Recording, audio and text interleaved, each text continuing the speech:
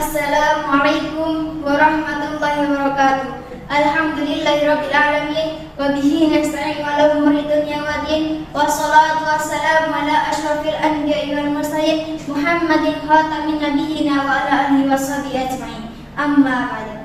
Segala puji syukur kehadirat Allah Subhanahu wa taala atas limpahan berrahmat dan karunia-Nya kepada kita semua.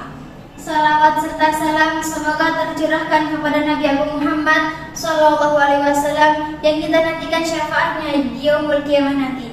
Amin Allahumma amin. Perkenalkan, nama saya Nurul Askia dari kelas 8C selaku anggota OSIS MTS Miftahlul Darawalo. Kali ini saya akan menyampaikan materi kultum yang bertema Amar Ma'ruf Nahi Mungkar. Agama Islam adalah obor yang menerangi setiap hati umat Islam. Dengan Islam, seseorang akan menemukan padang kehidupan yang terang benderang. Ia akan merasa aman, tentram, terhindar dari rasa was-was, stres, dan tekanan hidup yang berlebihan. Islam menyuruh setiap umatnya menjalankan perintah-perintah Allah dan menjauhi segala larangannya. Sebagai bentuk komitmen terhadap keimanan yang ia ikrarkan dengan mengucap kalimat syahadat.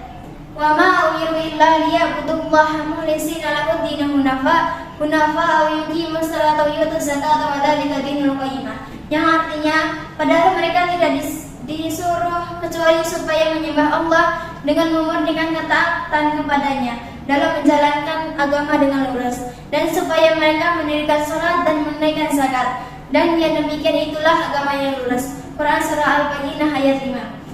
Dari ayat di atas dijelaskan bahwa kita diperintahkan untuk beribadah kepada Allah dan mengerjakan perintah-perintahnya seperti sholat, zakat, dan lain-lain hanya karena Allah.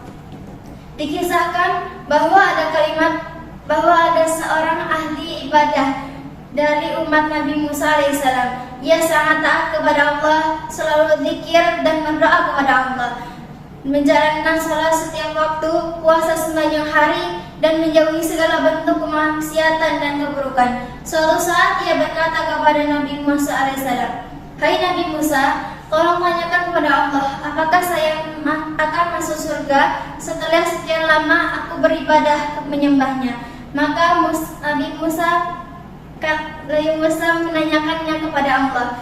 Maka firman-Nya, "Hai Musa, katakan kepada orang itu bahwa ia akan masuk neraka karena tidak peduli dengan kemaksiatan yang dilakukan kaumnya." Mendengar kabar dari Nabi Musa tersebut, menangislah ahli ibadah tersebut dan menyadari kesalahannya seraya mohon ampun kepada Allah. Suatu saat Bani Israel mengalami kekeringan dan berkepanjangan. Maka ahli ibadah tersebut menggenggam pasir dan berkata, "Sekiranya ini adalah beras, maka akan aku kenyangkan Bani Israel dengan beras ini." Karena ucapannya ini, Allah berfirman kepada Nabi Musa alaihissalam bahwa orang tersebut akan masuk surga. Hadirin sekalian yang berbahagia, kita harus serius dalam berdakwah, tidak boleh setengah-setengah, dan harus karena Allah, bukan mengharapkan imbalan atau bayaran dari seseorang. Kalau kita mendapatkan imbalan, anggap itu adalah rezeki dan karunia dari Yang Maha Kaya dan harus disyukuri.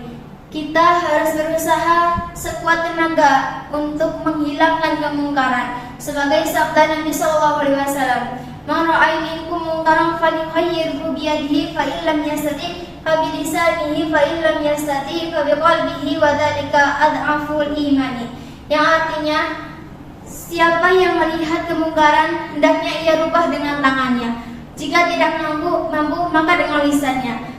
Kalau tidak mampu, maka dengan hatinya. Dan itu adalah selemah-lemahnya iman.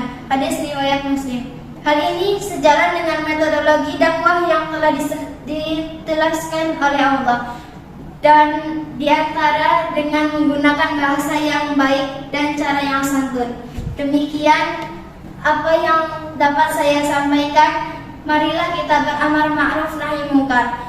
Lebih kurangnya saya mohon maaf sebesar-besarnya. Semoga Allah berkenan menolong kita dalam berdakwah. Wabillahi taufiq wal hidayah. Wassalamualaikum warahmatullahi wabarakatuh.